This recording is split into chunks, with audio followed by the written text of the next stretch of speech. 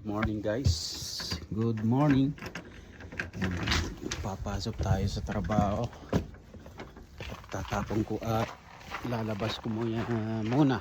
Lalabas ko muna yung basura. Basura namin. Dahil pick up ngayong Thursday, every Thursday basura time.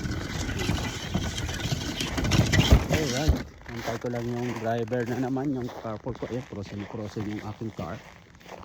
Yung isang car namin wala, ginamit ni Kurt, pumasok panggabi kasi siya.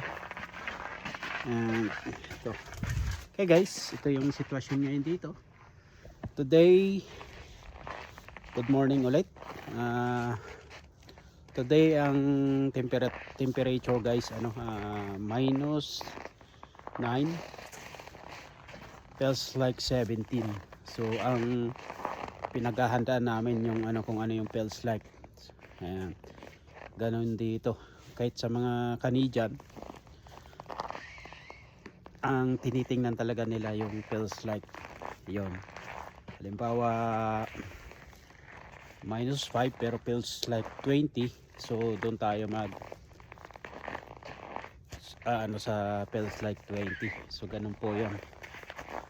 Alright, okay.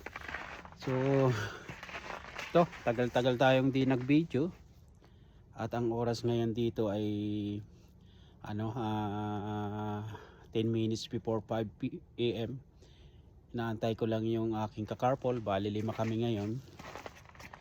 Ayan, isa-isang dadaanan ng driver kung sino man yung nakatoka ngayon. Ayan. So ito po, araw na naman ng Thursday, day off ko ngayon at tayo ay pinapapasok overtime. 10 hours overtime ako ngayon. Kita nyo yan guys, umuusok pa pag magsasalita dahil sobrang lamig. Feels like negative 17 kasi. Ayan